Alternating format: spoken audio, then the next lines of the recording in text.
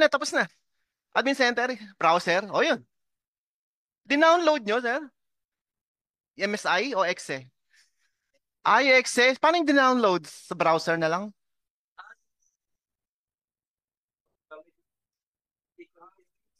Corrupted kasi yung yung link.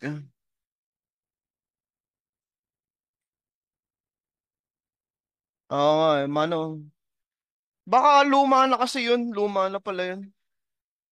Download nyo na lang, alternative na.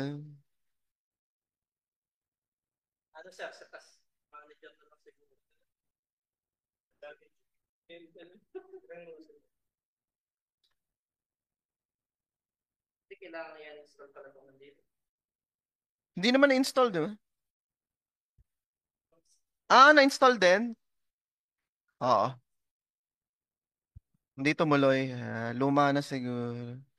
So, ayan, dapat pa55w.rd.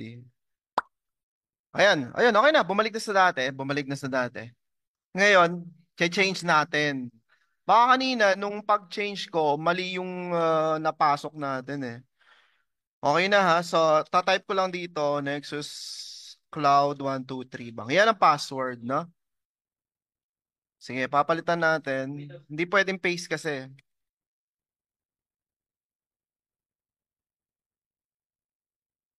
So, Nexus Cloud 123 bang. Tab. Nexus Cloud 123 bang. Meron pa Okay. tayo, sir, yung old password yung taas. Oo nga pala, oo nga pala. Yung pangatlo.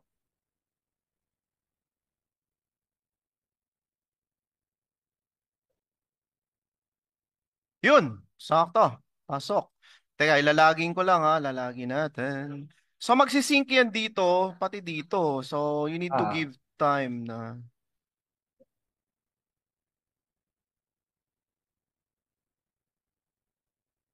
Lalag out ko lang. Teka, wanna make sure tama itong pinagagawa natin.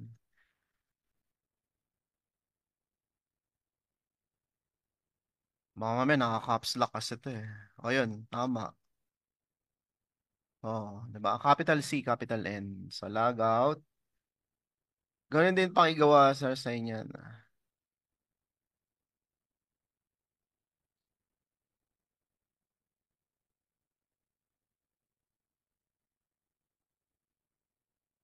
Aray ko.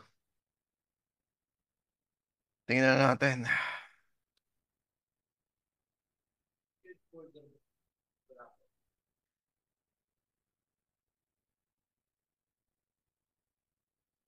Ay, view, exclamation, missing exclamation.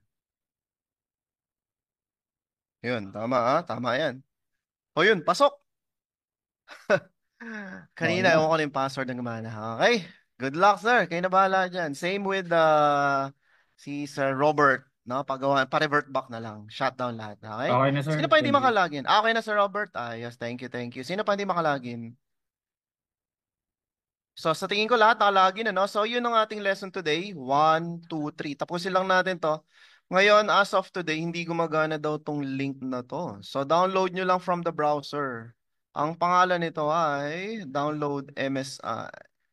Hindi corrupted yung na-download namin. Ewan ko, for some reason bakit. Download nyo lang, sir.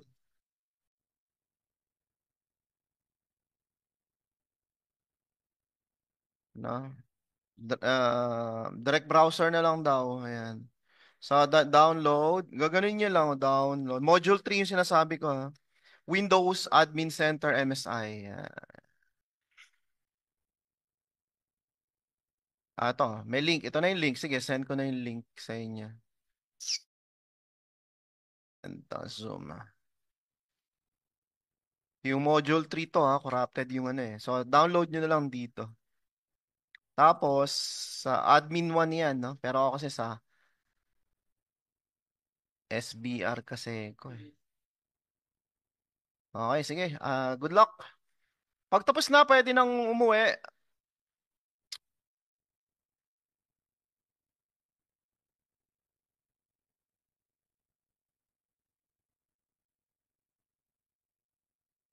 Ganyan lang tayo. 4:30 na. Pwede na umuwi. Mga tapos na. Unless meron kayong question.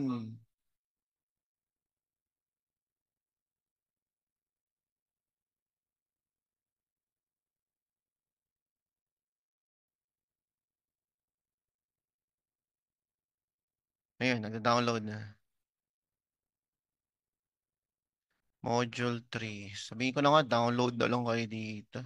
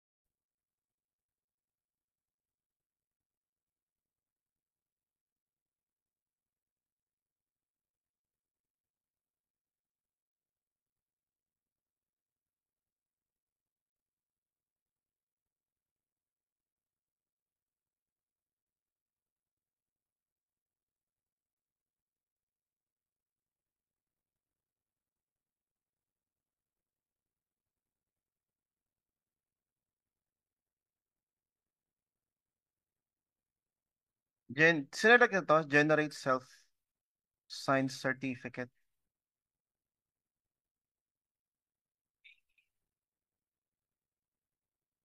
Generate certificate.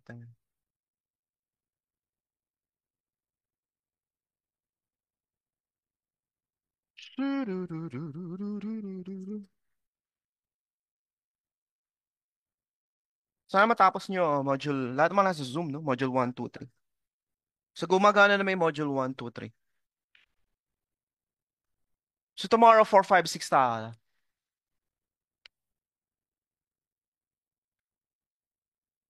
Nag-generate ba kayo ng certificate? Ah,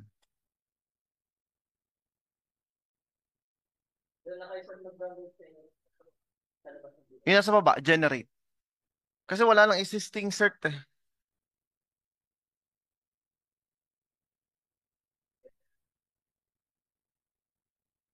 Tapos ang dami yung gagawin. Ito yan, DNS, Admin Center. Gagana kaya ata. Okay, sino pa hindi makalogin sa mga naka-Zoom? So, hindi ko papatayin yung virtual machine yun. Please don't use host 3. Ha? Akin lang yun. Baka shutdown nyo lahat ng mga BM.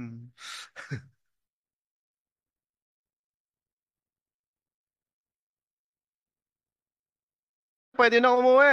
Sino ba ang tapos na? Gandun lang tayo today. Pwede na tayo umuwi. See you tomorrow, 9 a.m.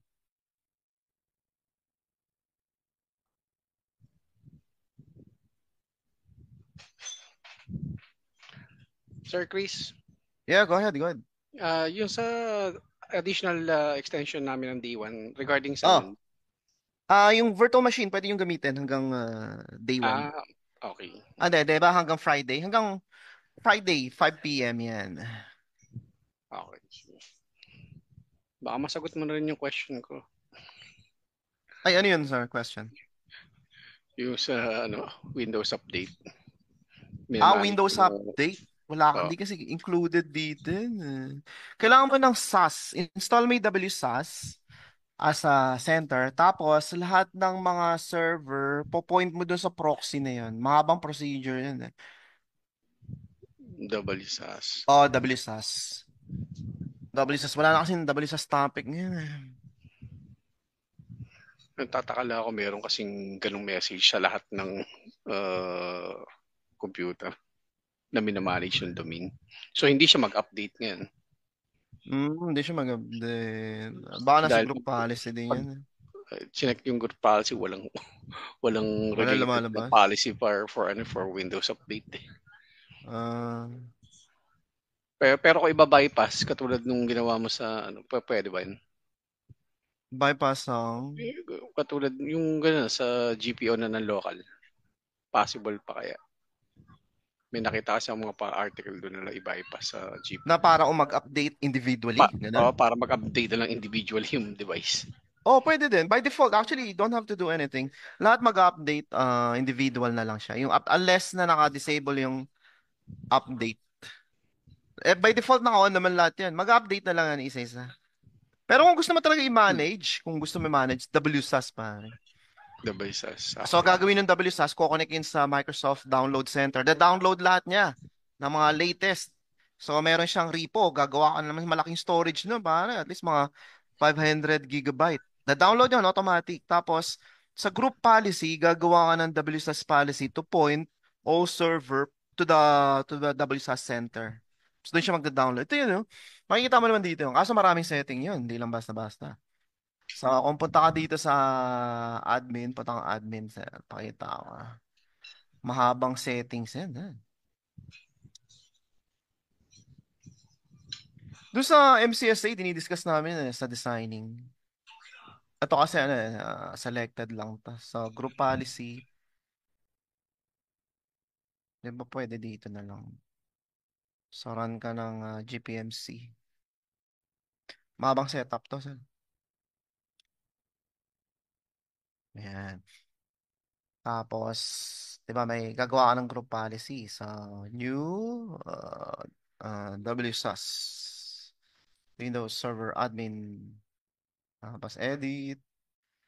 Tapos computer yan di ba? So hanap ka dito. Hanapin mo dito yung WSUS.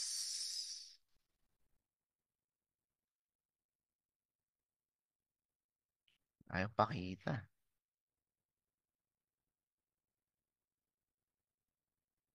Ay, ito pa. Pwede rin to, pero ayan, policy allow you to specify search. If you enable this, you can select whether Windows update W and manage both, no? Enable mo. Tapos tatanungin niya, directly ba sa internet? Ha? Directly ba sa WSUS server? Ganun eh. No? Tapos, Okay. search manage both. Pag hindi nakita, ganun. Tapos hindi lang yan. In-okay ko na yan. Meron pa isa. Meron pang isa. Ayan, yan. Enable. Set the intranet update service. Let's say, yung proxy mo is ito. Yan. Set mo yung proxy. Yung nakakonect sa internet lang yan. Tapos usually ang proxy, yun din yung statistics server. Eh. Kung sino yung proxy, siya din yung statistic. Alternative download naman o whatever, kung meron kang to. Ayan. So, download anything, yan. Okay mo yan. No? Pas marami pa yan. Di lang yan eh. Ayun, ito huli na. Ay, ito pala yun. So, dito siya huhugot. Diyan siya huhugot. Update naman ng driver. Enable. Dun din. Sa dito lang na. Sa dito yung ano mo. Kukonect sa internet. Tapos, ngayon question, saan niya i-download, di ba? Wala dito eh. Hanapin mo yun. Saan nakalagay yan?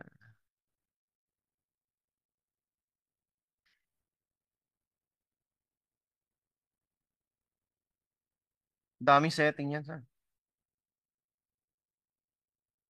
Medyo mahaba-haba yan, ha.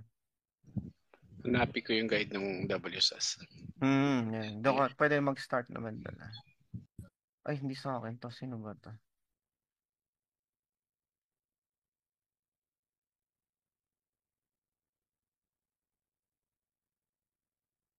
Tagal, ano nangyari dito?